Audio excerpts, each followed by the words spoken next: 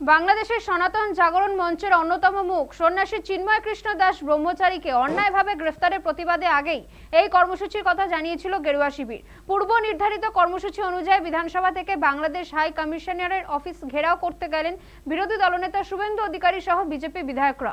অবিলম্বে ওই সন্ন্যাসীর মুক্তি না দিলে সোমবার থেকে পেট্রাপোল সীমান্তে অবরোধের ডাকও দিয়েছেন বিরোধী দলনেতা। বিজেপির তরফে তাকে এও বলা হবে, অবিলম্বে বাংলাদেশে হিন্দুদের উপর ঘটে চলা নির্যাতন বন্ধ করতে হবে।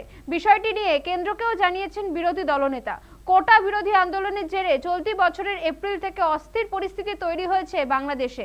আন্দোলনের জেরে গত আগস্টে দেশ ছাড়তে বাধ্য হয়েছেন বাংলাদেশের প্রাক্তন প্রধানমন্ত্রী শেখ হাসিনা।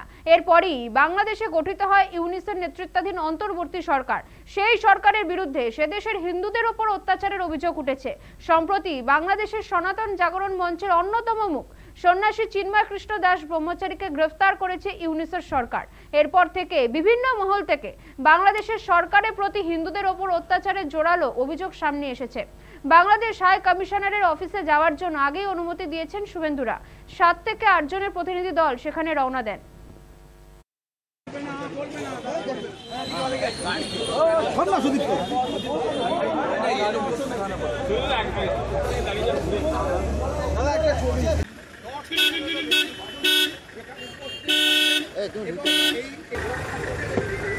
কমপ্লিট তো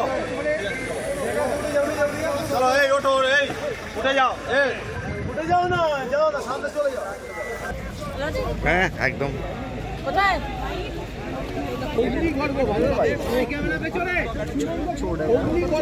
ছবিটা করলেই তো থ্যাংক ইউ। যাদের গাড়ি আছে আপনার গাড়ি আছে তো? আমার গাড়ি না, গাড়ি আছে। যে ঘটনা ঘটছে সেই সম্পর্কে মাননীয় বিরোধী দলনেতা ইতিমধ্যে জানিয়ে এই বোনদের ওপর লাগাতার অত্যাচার হচ্ছে। আমরা পশ্চিমবঙ্গের হিন্দুরা কিন্তু এটা আর সহ্য করব না। একটা যদি আর হিন্দুর ওপর অত্যাচার হয় আর যদি চিন্ময় দাস প্রভুকে না ছাড়েন, তাহলে বাংলাদেশ এই আমাদের পশ্চিমবঙ্গে আগুন জ্বলবে। হিন্দুরা সব এক হও, প্রতিবাদের আগুন জ্বলবে।